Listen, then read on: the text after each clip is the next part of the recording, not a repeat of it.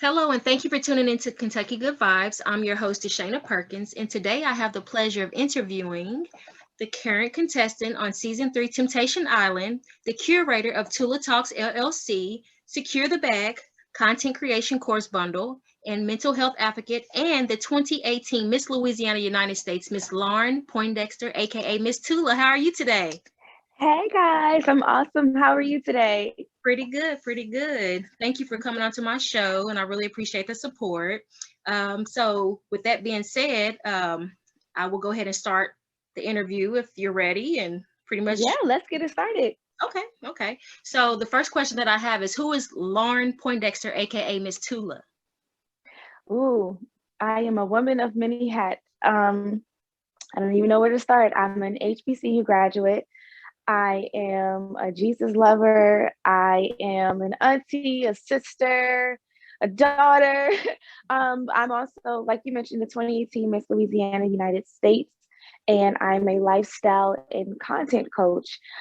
So, with all that being said, my main factors are to help influencers, business owners, and also just individuals with securing their bag and healing.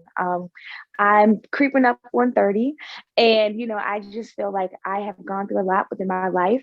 I have a lot of passions, and a lot of skills, and so now it's really the opportunity for me to combine them all to help people. I'm really big on serving, so I'm like, how can I use my skills, my backgrounds, and my talents to serve those people who are in tune with what I'm doing? Okay. So, can you give us a brief history of your background and all the many hats that you wear? Yes. So, um, for example, I'm a media personality. I have my degree in broadcast journalism. I started Tula Talks LLC when I was in college. I always knew I wanted to be on TV. Like when I would watch all that growing up, I would be like, Mom, I want to be like those kids in the TV. Mhm. And I just couldn't figure out how to get in there. So, really, acting is actually my first love. But I got into broadcast journalism in college after the murder of Trayvon Martin. I did not like how he was portrayed on mainstream media. And I'm real big on being the change that you want to see. So I found that as an opportunity to be that, to tell our stories, to be another Black voice, a millennial Black voice, to tell our stories and to put things in front of my audience that matter. I love reality TV, the gossip stuff. We have enough of that as well. But I'm like, it's really important for me to use my platform to educate and inspire my audience. And so that's what I've done with Tula Talks. Um, with my Miss Louisiana hat, I was, or not was, but am a mental health advocate.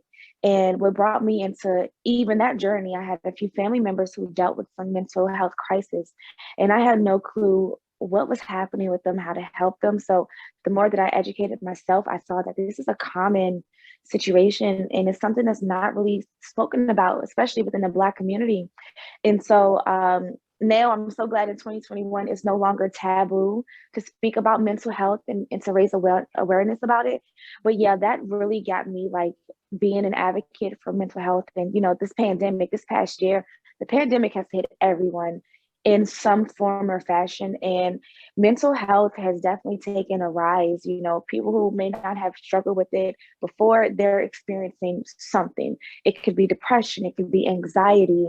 I know me personally, I started to have anxiety flare ups due Okay, to the pandemic. I'm gonna Uh-huh. ask you that towards the end. I'm gonna get more into Okay. it. Thank you, though. I didn't mean to cut you off, but Oh, you'll no, no, be the you're person fine. I have later on. Okay, so Yep. who is your inspiration behind all the many talents you possess? I have to say Beyonce is probably one of my biggest inspirations. Beyonce, my mother, and my grandma. So those three are three hardworking ladies. Now, no, I have not personally met Beyonce, but I mean, in my head, she's my cousin. Um, seeing my mother and my grandma and just their grit, their work ethic, like always providing a way out of no way, they've definitely been my inspirations. And I would not be the woman that I am today.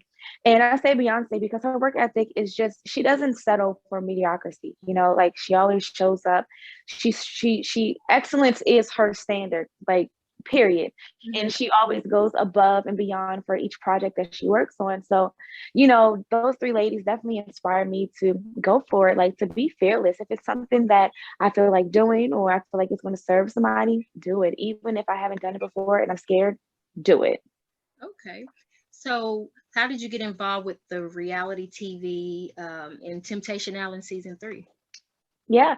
So it's funny. I was actually approached by a casting producer to come on the show.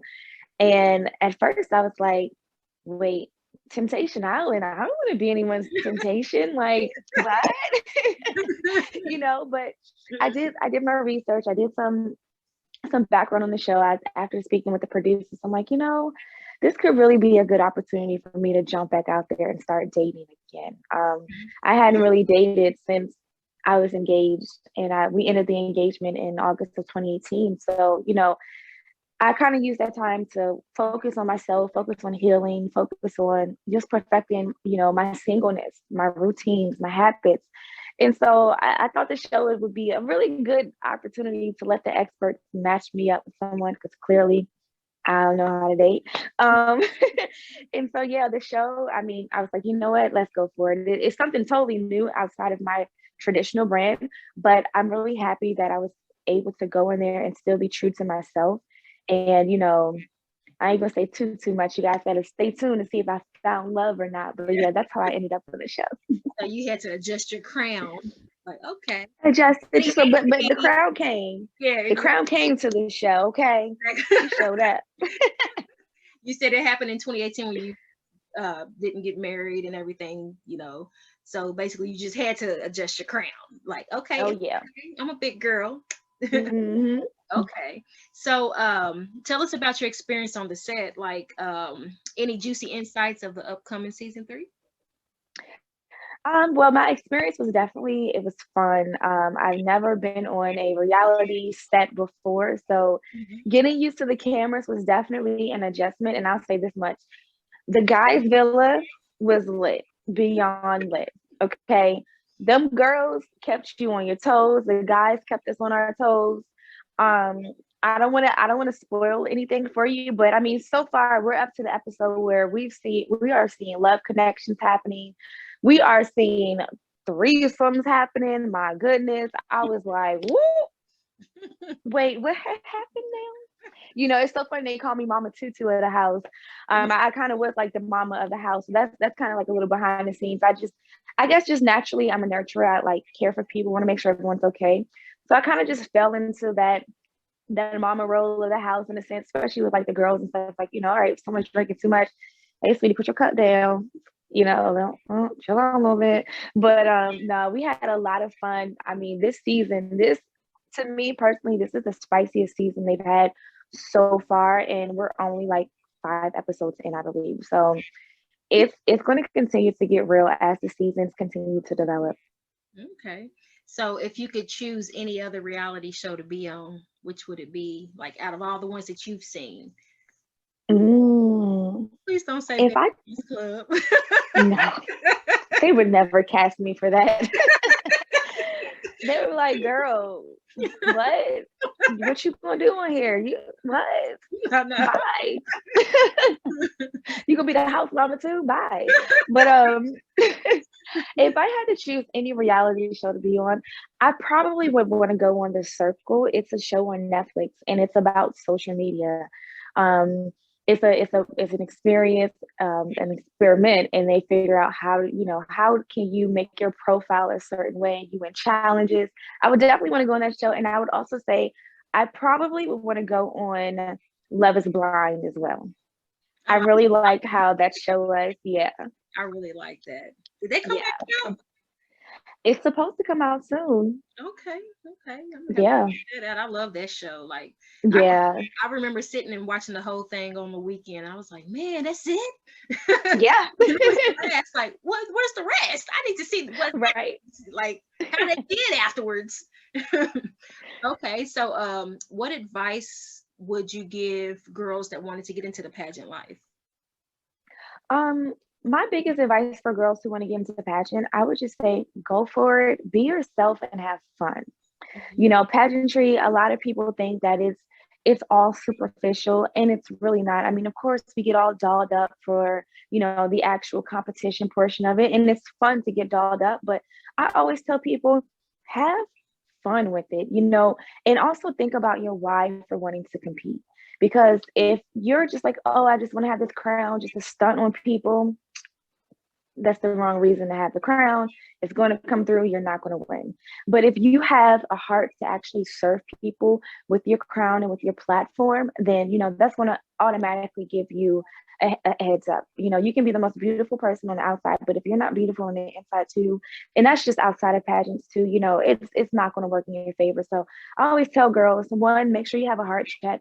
Really ask yourself why you want to compete in that pageant. What are you really going to do with that title? And just go for it. Be fearless. Have fun with it. Okay. So tell us your most memorable moment as a pageant girl in the, you know, were competing and so forth. Something that's competing. Something what? That you'll never forget. Honestly, so I've competed in a few pageants before. I think the top two moments that are sticking out in my head is when I competed for Alpha Phi Alpha's Miss Black and Gold pageant. So that was the first pageant I ever done in college. That got me started. And just the bond that I made with those girls. So I advanced all the way up to regionals. We competed in Bermuda for regionals. And still to this day, I keep in touch with those ladies. And it was really like a strong sisterhood that I bonded with them. So I would just say, honestly, like that entire experience, one time we were doing an MLK Day parade, and I was in the back of like this Corvette, and I'm sitting there waving, and this little girl, her face dropped. She was like, oh, is that a real princess? And I was like, yes, and you are too. And when I said it, like, her whole body just lit up. And like that moment, she had to have been maybe like 6 or 7, but like that moment, it was just so adorable. And I'm like, you know, just to be able to like put a smile on a kid's face like that is just, it's awesome. And even as Miss Louisiana, I mean, going to the schools, talking to the kids, just different community events, like when they see that crown and sash, they're like, oh, are you a real princess? And it's like, yeah, so are you. And you're like, I'm a real princess too. Yeah. So probably just those moments where I'm able to like interact with people and make a difference. Those are probably like the highlights. Competing is fun too, but competition, I hate competing personally. Like it's fun, but just it's like, oh, just get it over with. I love what we can do once you have that crown and sash. So that's probably like my favorite part about the competition. Okay. So did you go Greek? I did not go Greek. Okay. Yeah. So how was it at the HBCU college? What college was it? So I went to the University of Maryland Eastern Shore, and then also Bowie State University. Okay. Bowie State. Where's that located? That's in Maryland as well. Okay. I think I've heard of that before. I think I have heard of that. Okay. So tell us about Secure the Bag content creation course bundle and the Transforming You. Yes. So the Transforming You is my company that I started back in the end of 2019. So this company, our purpose is to provide digital services and also one-on-one services with our students and clients to kind of help them solve their pain points. So this is really like my umbrella where I'm going to come out with my digital content, my digital courses, but also the content and courses for like that self-healing, because that's where I'm transitioning to as well. So with the Secure the Bag content creation course bundle, a lot of people ask me, Tula, how did you create this story? How did you create this video? How did you package this? You know, a lot of people hit me up and ask me about the way that I create content. And I'm like, I personally don't mind sharing information. To me, knowledge is power, and I don't want to be a gatekeeper of stuff. Like, no, I want to help people. So this is my way of packaging my 9+ years as a public affairs specialist for the Department of the Army and also my degree. I'm packaging all that into this course, and I'm teaching people how to strategically create their content. So it's one thing to just create content, but if you don't know why you're creating that content, then you're creating it for nothing. So I walk my students, you know, how to actually create that content. I break down, you know, why, what is your mission? And I show them, hey, this is how you use an iPhone. These are some apps you can use, because a lot of people feel like they have to have thousands of dollars in equipment to, you know, produce high quality content. And that's just not true. You can make some bomb photos and videos from your iPhone. So I show people how to do that. I also show people how to package their content, because you can create beautiful videos and photos, but if you don't know how to package that and post it, you're going to get like 2-3 likes on average. We don't want to do that. We want high engagement on social media. So I teach people how to do that, how to understand their analytics. And yeah, that's the Secure the Bag content creation course bundle. Like, it's literally to help influencers and business owners to figure out how to create their content so they can secure their bag. Period. And how much are those services? So this current service is $500. That course is a premium course. Sometimes I do have flash sales happening. I'm actually in the process of repackaging some materials, since social media is constantly changing. So this last rebrand that I'm pushing out will have for sure evergreen stuff in there. So no matter if Instagram does something weird with their algorithms, or if they change buttons around, you won't get thrown off. So I'm super excited about that. And then too, you know, I just always have to just keep in mind the needs of who I'm serving, because when this pandemic hit, so many people ran to social media, their needs changed. So I just want to make sure that I'm constantly putting out information that is shifting and gearing with, you know, what my students need. And how can they sign up? How can they sign up? Yeah. So right now, if you go to Instagram, if you go to my Instagram page, Tula on TV, turn on my notifications, and you will see me post out some things very, very soon. The wait list will be opening up very, very soon. So again, go to Instagram.com/Tula on TV, turn my notifications on, and you will be seeing information coming out very soon. Okay. So tell us about you being a mental health advocate. Tell us more about that, and what's your mission? Yeah, so you know, my mission as being a mental health advocate is literally to connect people who need their people. Sorry, my mission as a mental health advocate is to connect mental health professionals with those who need their services. I literally consider myself as just that liaison to help bridge the gap. So I like to bring on mental health professionals to my platform. Like, we will go live and talk about things. You know, I'll ask questions, or I'll repost and share information to my page. I also partner with NAMI. NAMI stands for the National Alliance of Mental Illness. They're the largest grassroots organization in America when it comes to providing information for mental illness. And I heard about them when one of my relatives had a crisis. They were very helpful with providing us information, you know, not only to get my relative help, but also support groups for family members that are going through things. So they're wonderful. I partner with the Montgomery County chapter to go into middle and high schools to present the Ending the Silence program that teaches early intervention. It teaches the warning signs and the tools, what to look out for different mental illnesses. And I think that's just such a wonderful program, because I really feel like if there's early advocacy, then a lot of things can be prevented, or it won't get to a very heightened level where it is a really bad crisis. So, you know, again, this was something that was like totally new to me. I didn't know what mental health was. Because of family members had things going on with them. That's what caused me to start researching. And again, I'm like, there's so many people who are impacted by this. We need to bring awareness to this. And I'm real big on being the change you want to see, like, just period. So I don't want to wait on other people to do things. I'm like, you know, hey, I have the platform, and just finding out, you know, me telling my truth and opening up and sharing things with people. A lot of people are like, you know what, I relate to that too. Thank you for sharing that. And so I always encourage people, don't be ashamed of what you're going through. Don't be ashamed to tell your story, to tell your testimony, because when you do, you never know who else you're helping. You never know who else is battling something, and they just haven't had the courage to speak up yet, or they don't know what's going on. So that entire journey, you know, just being an advocate, it's a lot. Sometimes it can get overwhelming, but you know, because I like helping people, and I will feel their pain. So sometimes I also have to like protect my mental health too, you know, and create those boundaries as well. But yeah, I wouldn't trade it. It's a tough thing, a tough position to be in, but it's needed. It's needed, especially during this current pandemic. So what are some of the warning signs of mental health illness? Yeah, so I mean, it's so many levels of mental illness. So again, you have like anxiety, you have depression. Those are kind of some of the most common ones. I would say this: if you feel yourself in a particular mood for an extended time period, then it's really time to check in with someone. For example, if you're finding yourself really sad for an extended time period, like 2 weeks plus, and you just can't shake that feeling, it's probably time to check in with someone.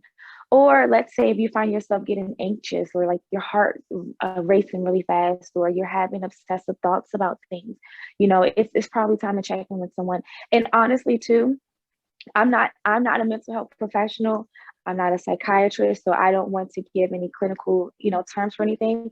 But I always encourage people, the same way you go get a physical yearly, you should get your mind checked out too, because mental health is a medical condition. Mental illness, it is a medical condition. So if you have a cough for 2 weeks, you don't want that cough to continue to happen and build up, and the next thing you know, you have bronchitis. You should treat your mental health the same way. If you're sad for an extended period of time, or if something's going on, even if you don't have any clear warning signs, I always encourage people, still find a therapist and have a check-in. It can be yearly. Life happens, things happen that we may not even realize are bothering us. So the same way you go get that annual physical, make sure you get that annual checkup for your brain as well too. And there are so many free places you can go to do that. A few resources, NAMI, like I mentioned, Open Path, they aren't free, but they have a sliding scale that won't go above a certain price range. And you can also call your insurance company and they can connect you with someone too. Hey, Mama Tula. So what's next for Tula? So what's next? Well, I'm in Atlanta right now. I came on down to Atlanta. Mhm. Um, I am again working on relaunching the Secure the Bag content course bundle. I have now implemented a consultant service with people as well, a strategy session, an hour-long strategy session. Mhm. So for people who may feel like they just need some quick guidance, they can definitely sign up for that. The link is in my bio on my Instagram page. And, I just feel like the sky is the limit. I feel like 2021, all of those seeds that were planted and watered the past 2, 3 years, I feel like this year things are really going to come into fruition. And I'm excited. I'm like, let's just stay ready so we don't got to get ready when the blessings start coming in. Exactly. Exactly. You sound like you're doing great things. Thank you. Yeah. So, any positive words of advice to those that's seeking to get into reality TV or all the many fields that you're in? I would say no matter what you're seeking to do, always ask yourself why. I'm really big again on serving. So how can you, whatever it is that you're thinking about doing, why do you want to do it, and how is it helping other people? Mhm. How is it serving other people? And if those things align, and if it's in a good place in your heart, posture is in a good place, go for it. Have fun and be yourself at the end of the day. Always stay true to you. Don't get influenced by outside factors, and always have fun with it. That would be my advice. Okay. So is there anything else that you would like to add before we wrap up your interview? No, ma'am, I think you covered everything. Okay. Well, I really appreciate you for interviewing with me here at Kentucky Good Vibes. And I look forward to checking out Temptation Island season 3. And where can we tune in on what channel is that?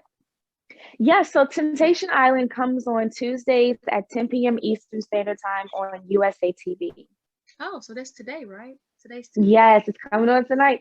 Another episode coming on tonight. And let me tell y'all, Tula has had enough with Kendall's foolishness. Okay, that's a little sneak peek for tonight. Y'all might see me get a little spicy with him. We want to see if they cut it out or not. Okay. Okay. So with the Temptation Island, so you're there to find love.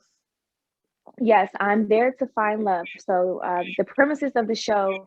So see, the show is a little messy, right? Because you have these couples, and these couples come on the island. They agree to be single, and they're in the house with 12 single women and 12 single men. And so I was casted as one of the singles. So I'm in the house with one of the single boyfriends. But it's like, well, I'm about to walk into a potential love triangle. Like, okay, like, this is what it's come down to. This is my day life has come down to. All right, let's do it, I guess. So how's your mom and your dad feel about you going on the show and basically falling in love? Yeah, my mom is really excited about it. My grandma's excited about it. My stepdad, he's excited. He's like, Lord, did you do anything? That's embarrassing. Can I watch it? And And I'm I'm like, the grocery yes. store without somebody saying, Tula, Tula, Tula. Well, not me. I mean, of course, I had fun on there, but I definitely, I feel like I represented myself well. And again, I was there for love, so I definitely went on there with a purpose, and I'm happy with how everything ended up. I will say that much. Okay, well, I will be tuning in on USA tonight at 10 Yes. p.m. Eastern time. Yes. Okay, I'll definitely be tuning in. With that said, I guess that wraps up our interview, and I really appreciate you for taking time to interview with me today. No problem. Thanks for having me. Okay, thank you. I'll talk to you later. All right. Bye-bye.